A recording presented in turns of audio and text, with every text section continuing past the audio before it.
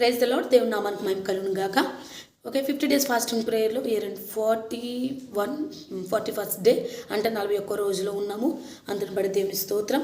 Okay, చాలాసార్లు మనము దేవుని మాట వినకుండా మన ఎదుటివారి మాట విని, లోకంలో చెప్పిన స్నేహితులు చెప్పిన మాట విని, లేదంటే బంధువులు చెప్పిన మాట విని వెళ్తూ ఉంటాం. కానీ ఆ మార్గాల్లో ఎప్పుడు కూడా మనకు విజయం రాదు.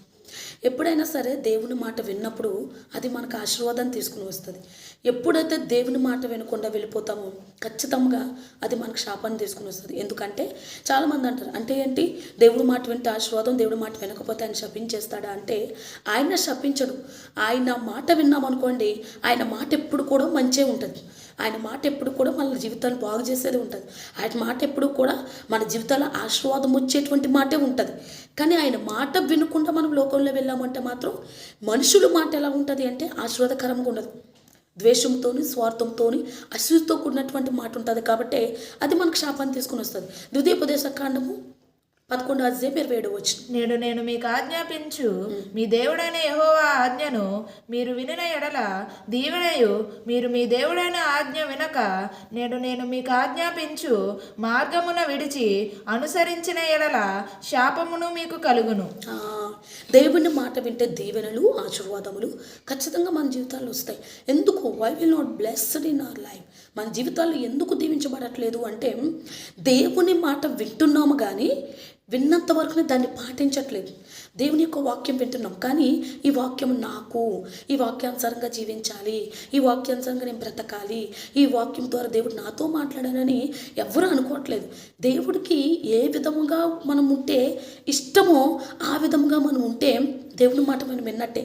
దేవుడి మాట వినటము అంటే వింటున్నారు, వినట్లేదని కాదు, విన్నదాన్ని పాటించడం, విన్నదాన్ని అనుసరించడం, విన్నదాన్ని మన మార్గాల్లో అనుసరించుకోవడం, అప్లై చేసుకోవటం. కాబట్టి ఏంటంటే దేవుని మాట విని ఆయన మార్గంలో నడిచిన వెడల ఖచ్చితంగా మనకు ఆశీర్వాదం, దీవెనలు కలుగుతాయి. ఎందుకంటే ఆయన మాట ఎప్పుడు కూడా ఆశీర్వాదాన్ని ఇస్తుంది. ఆయన మాట ఎప్పుడు కూడా దీవెనలు ఇస్తాయి. ఆయన మాట ఎప్పుడు కూడా మనకి మంచిని నేర్పిస్తుంది, చెడుని నేర్పించదు. ఇప్పుడు చూడండి, యోసేపు దేవుని మాట విన్నాడు, అందుకనే తను ఎక్కడికి వెళ్ళినా ఆస్వాదించబడ్డాడు. ఇప్పుడు అన్నయ్యలు ఏదో త్రోసేశారు, పంపించేశారని తనకు బాధలేదు. ఎందుకంటే యోసేపుకు దేవుని మాట వినే అలవాటు ఉంది. అందుకనే శత్రువుల దేశంలోకి వెళ్ళినా, ఎక్కడో ఎవరో తెలియని వారి దేశంలోకి వెళ్ళినా అక్కడ ఒక ప్రధానమంత్రి కింద నిలబడ్డాడు యోసేపు. అదే యోనా దేవుని మాట వినలేదు, చివరికి ఏమయ్యాడు? ప్రమాదానికి గురయ్యాడు. అట్లానే మనం దేవుని మాట విన్నప్పుడు మనం ఇల్లులు మారాల్సిన అవసరం లేదు. ఎక్కడుంటే ఆశీర్వాదం వస్తుంది, ఎక్కడుంటే శాపం వస్తుంది, ఈ మూలలు ఉండాలి, ఆ మూలలు ఉండాలి, ఈ అల్లొచ్చి ఈ ఇంటిలో ఉంటే అచ్చు రాలేదు, ఆ ఇంట్లో ఉంటే కలిసి రాలేదు అని చాలామంది అంటారు. దేవుని మాట విని మనం ఎక్కడున్నా దీవించబడతాం. దేవుడి మాట వినకుండా మనం ఎక్కడున్నా సరే శపించబడతాం. అందుకని దేవుని మాట వింటే దేవుడి మాట మనల్ని బాగు చేసేది కాబట్టి మన జీవితాల్లో బాగు జరుగుతుంది. కానీ దేవుడి మాట విన్నప్పుడు ఖచ్చితంగా లోకం మాట మనం వింటాం, ఖచ్చితంగా లోకంలో ఉన్నవారి మాట వింటాం. లోకంలో ఉన్నవారి మాట మనకు ఆశీర్వాదాన్ని తీసుకురాదు.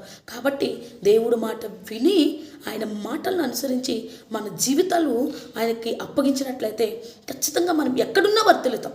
నువ్వు వేరెవరు గో, నువ్వు ఎక్కడికి వెళ్ళు, ఎక్కడ ఉండు, నువ్వు పూరు గుడిసెలో ఉండు, రోడ్డు మీద ఉండు, ఎక్కడున్నా దీవించబడతావు ఆయన మాట వింటే.